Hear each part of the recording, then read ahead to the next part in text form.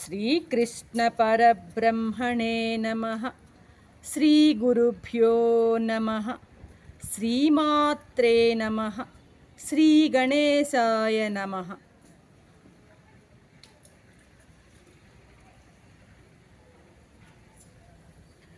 ప్రియాత్మ బంధువులారా, నిత్య జీవితంలో భగవద్గీత 451వ భాగము, శ్రద్ధాత్రయ విభాగ యోగము, 17వ అధ్యాయం. ఇంతవరకు స్వామి సాత్విక రాజసిక ఆహారాల స్వరూపాలను వివరంగా చెప్పారు. తరువాత తామసాహారం యొక్క స్వరూపాన్ని 10వ శ్లోకంలో మనకి వివరించబోతున్నారు. ఏమంటున్నారు స్వామి? యాతి యామం గతరసం పూతి పర్యుషితం చయత్ ఉచ్చిష్టమపి చామేధ్యం భోజనం తామస ప్రియాత్ అంటున్నారు స్వామి. వండిన తర్వాత ఒక జాము దాటినది. జాము అంటే 3 గంటలు. ఆహారం వండిన తర్వాత 3 గంటలు దాటినది. 3 గంటలు దాటితే సహజంగానే చల్లనిది. అదేవిధంగా ఉడకనిది, సారము లేనిది, పోషక తత్వాలు ఏమాత్రము లేనటువంటిది, పాచిపోయినది, దుర్గంధం కలిగినటువంటి, ఒకరు తినగా మిగిలినది అంటే ఉచ్చిష్టము అంటారనమాట. అంటే ఎంగిలి తిండి, అశుద్ధంగా ఉన్నటువంటిది, యజ్ఞానికి పూజకు ఏమాత్రము పరికిరానిది. ఇటువంటి ఆహారం తామసులకు ప్రియము అంటున్నారు స్వామి ఈ శ్లోకంలో. యాతయామం అనేటువంటి మాటకు శంకరాచార్యులు ఇచ్చిన భాష్యంలో చెప్పిన మాట ఏంటంటే ఉడకనిది అని చెప్పారు. మరికొందరు భాషకారులు ఇదే చల్లగా ఉండేది అనేటువంటి పదాన్ని కూడా వాడినారు అన్నమాట. మామూలుగా దుర్గంధం కలిగినటువంటి వస్తువులను ఎవ్వరూ తినడానికి ఇష్టపడరన్నమాట. అయితే తామసికులకు వారు మాత్రం వీటిని కోరి అట్టి వాటిని వెతికి తింటారట. ఇప్పుడు కళ్ళు, సారాయి మొదలైన పదార్థాలన్నీ కూడాను ఈ కోవకు చెందినవన్నమాట. చూడండి, అటువంటి పదార్థాలను గ్రహించిన వాళ్ళ యొక్క నోటి నుండి, శ్వాస నుండి కూడా మనకి దుర్వాసన వస్తుంటుంది. ఆ మద్యం సేవించిన వారి ఆ శ్వాస నుండి కూడా వాసన వస్తూ ఉంటుంది అన్నమాట. ఇదే విధంగా సద్ది అన్నం అంటారు, సద్ది అన్నము. ఈ విషయం కూడా ఇలాంటిదే. అయితే ఈ మధ్యకాలంలో ఈ చద్ది అన్నానికి బాగా ప్రాచుర్యం వచ్చింది. కరోనా టైంలో అయితే ప్రోబయాటిక్స్ అది ఇది అంటూ చద్దన్నమే ఒక మెడిసిన్ అన్నట్టుగా కూడాను మాధ్యమాలలో మనం వింటూ ఉన్నాం అనమాట. కానీ ఇక్కడ ఏంటంటే స్వామి దీనికి పెద్దపీట వేయటంలా చద్ది అన్నానికి.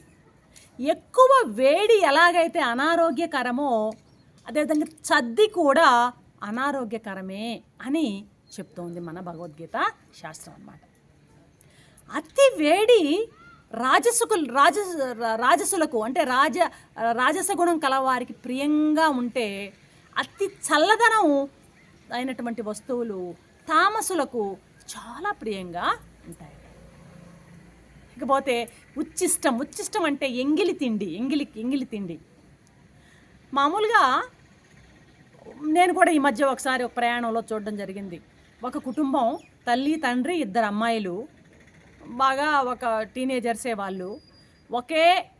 ఒక ప్యాకెట్ అంటే ఒక పాలిథిన్ ప్యాకెట్లో సంథింగ్ ఏదో ఒక ఫ్రైడ్ రైస్ లాంటి ఒక ఐటమ్ని 1 స్పూన్ వేసుకుని ముందు ఆ 2 అమ్మాయిలు కొంచెం తిని దాన్ని అమ్మకి పాస్ చేస్తే అమ్మ తిని తండ్రికి మళ్ళీ సర్కిల్ అలాగే మెయింటైన్ అవుతుందన్నమాట. నాకు ఆశ్చర్యం వేసింది. అంటే ఇది మామూలుగా ఈ విధమైనటువంటి ఉచ్చిష్టం తినడం, ఒకరి ఎంగిలి మరొకరు తినడం అనేది ప్రేమకు చిహ్నం అనేటువంటి భావన కూడా సమాజంలో ఉందేమో, కానీ ఆరోగ్య రీత్యా అది మాత్రం అయోగ్యము. ఇది అనారోగ్యకరమైనటువంటి అలవాటుగా మనం తెలుసుకోవాలన్నమాట. అయితే మన మలయాళ స్వాముల వారు ఏమంటారంటే, బ్రహ్మనిష్ఠులైనటువంటి గురువుల యొక్క ఉచ్చిష్టము శిష్యులకి, అదేవిధంగా భర్త గారి ఉచ్చిష్టం భార్యకి దోషం కాదు అని స్వాముల వారు ఎక్కడో పుస్తకంలో చెప్పినట్టు చూడడం జరిగిందనమాట. అదేవిధంగా ఇకపోతే అమేధ్యము అన్నాము. అమేధ్యము అంటే భగవంతునికి నివేదితం కానటువంటి దాన్ని, యజ్ఞానికి యోగ్యం కానటువంటిది, అది యజ్ఞానికి నిషిద్ధమైనటువంటి ఆహారాన్ని అమేధ్యము అని ఇక్కడ చెప్పబడింది అనమాట.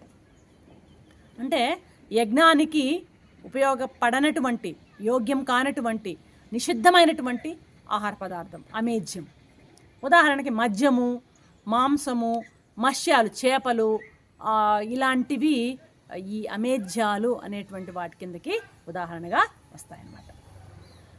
మామూలుగా ఈ మద్యము, మాంసము, ఇటువంటివి, చేపలు, ఇవన్నీ కూడాను మానవ సంస్కృతి దృష్ట్యా ఆహారానికి నిషిద్ధాలు ఇవి.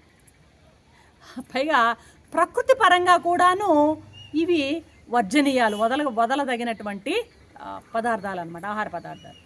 ఈ విషయాన్ని మనమే కాదు, ప్రకృతి చికిత్సకులు కూడా దీన్ని నిర్ధారణ చేసి ఉన్నారన్నమాట. మామూలుగా చూస్తూ ఉంటాం మన సమాజంలో ఈ మద్యము, మాంసాదులు ఇవన్నీ తినేవాళ్ళ యొక్క వృత్తులు, ఆలోచనలు, కర్మలు కూడాను సాత్వికంగా ఉండేటువంటి అవకాశం ఉండదు. ఆ సాత్వికంగా ఉండవన్నమాట వీళ్ళు చాలా వరకు. ఈ మద్య మాంసాలు ముట్టిన వానటువంటి ముఖంపై సాత్వికమైన కళ ఉండదు అంటుంది శాస్త్రం అన్నమాట. అవి సేవించే వారి యొక్క ముఖంపై రాజస తామస కళలు ఉంటాయి అని చెప్పబడుతుంది అన్నమాట. సరే, ఇంతవరకు మనం అర్థం చేసుకుంటే, ఇప్పుడు ఆహారం అనేటువంటి తీసుకునేటువంటి ఆహార వస్తువులు కేవలము అది మంచిగా ఉంది అన్నంత మాత్రాన సరిపోదంటుంది శాస్త్రం. ఆ మంచి ఆహారం అయినప్పటికీ అది ఎటువంటి డబ్బు చేత ఏ మార్గంలో అది వచ్చిందో ఆ మార్గం కూడా శుద్ధంగా ఉండాలి అన్నది శాస్త్రం చెప్పేటువంటి విషయం అన్నమాట.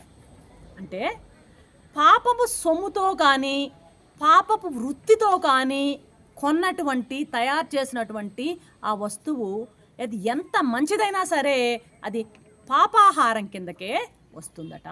అది పాపభూయిష్టమైనటువంటి ఆహారం కిందనే పరిగణింపబడుతుంది. అట్లే మలయాళం అంటారు, ఇతరుల చేత కష్టం చేయించుకుని వారికి సరైనటువంటి ప్రతిఫలాన్ని ఇవ్వకుండా భుజించే ఆహారం కూడా పాపాన్నమే అంటారు మలయాళం అన్నమాట. సరే, ఇక ఉచ్చిష్టము ఇవన్నీ కూడా అయ్యాయి మనకి. ఇక ఆహారం యజ్ఞశేషం కావాలి అన్నది కూడా మనకి ఇక్కడ చెప్పబడింది. ఆహారం యజ్ఞశేషం కానప్పుడు అది తామసాహారమే అవుతుంది. యజ్ఞశేషము అంటే ఏంటి? దేవతలకి సమర్పించడం. దేవతలకి సమర్పించడం అంటే యజ్ఞాలు చేసి పెద్ద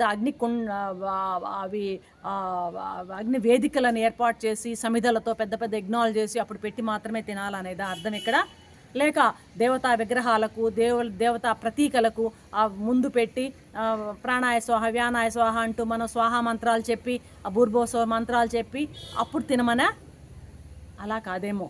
మామూలుగా అన్ని జీవులలోనూ, సర్వజీవులలోనూ సర్వాంతర్యామి అయినటువంటి పరమాత్మకు సమర్పిస్తే అది యజ్ఞశేషంగా భావించబడుతుంది.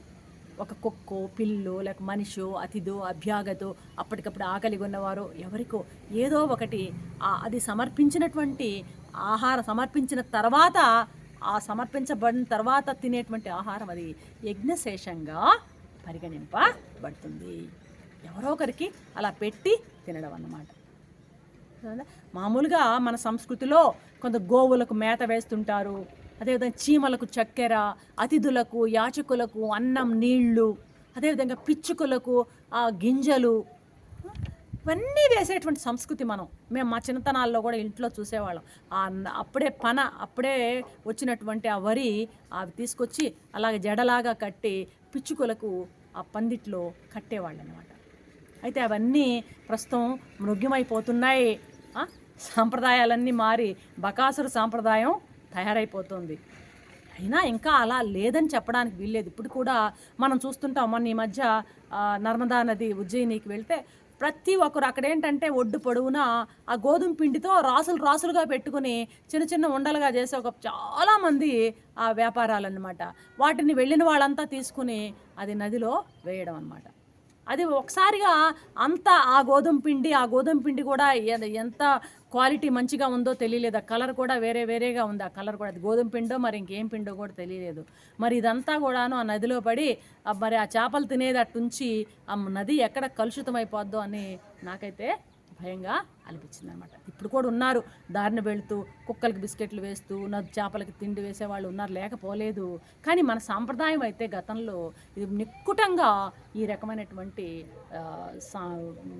వ్యవస్థ ఉండేదన్నమాట.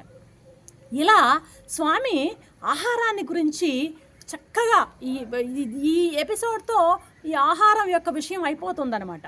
ఆహారాన్ని గురించి చక్కగా సాత్విక ఆహారం, రాజస ఆహారం, తామసిక ఆహారాన్ని గురించి చక్కగా వివరించడం జరిగింది స్వామి. అందులో సాత్వికాహారాన్ని ఏమన్నాడు? రస్యం అన్నాడు. రస్య స్నిగ్ధ అంటాడు కదా, స్నిగ్ధ స్థిరాహ అంటే సాత్వికాహారం రస్యం అయితే రాజసాహారం ఏమంటున్నాడు? కటు అనబడి కట్వాంల లవణాత్యుష్ణ కటు అంటాడు రాజసాహారాన్ని. సాత్వికాహారాన్ని రస్యము అంటున్నాడు, రాజసిక ఆహారాన్ని కటు అంటున్నాడు అన్నమాట. అది స్నిగ్ధము అంటున్నాడు, ఇది రోక్షం అంటే ఏంటి? ఎండు చెక్కలు ఎండిపోయినటువంటిది. అది స్థిరము అంటున్నాడు, ఇది తీక్ష్ణం అంటున్నాడు అనమాట. ఇలాగా సాత్వికాహారాన్ని రాజసికాహారాన్ని చక్కగా ఆ భేదాలు చక్కగా చెప్పడం ఇక్కడ జరిగిందనమాట. అది హృద్యం అయితే ఇది అత్యుష్ణం అని చెప్తున్నాడు అనమాట. అది ఆయుష్ సత్వ బలారోగ్య వివర్ధనం అంటున్నాడు సాత్వికాహారాన్ని. ఆయుష్ని, సత్వాన్ని, బలాన్ని, ఆరోగ్యాన్ని ఇచ్చేది సాత్వికాహారం అయితే ఇదేమంటున్నాడు? ఆమయప్రదం అంటున్నాడు అనమాట. ఆమయప్రదం అంటే ఏంటి? రోగాలని తెప్పించేది. దానిని ఆ సాత్వికాహారాన్ని సుఖ ప్రీతి వివర్ధనం అంటూనే ఇక్కడ ఈ తామస రాజకాహారాలను ఏమంటున్నాడు? దుఃఖ శోకప్రదము అంటున్నాడు అన్నమాట.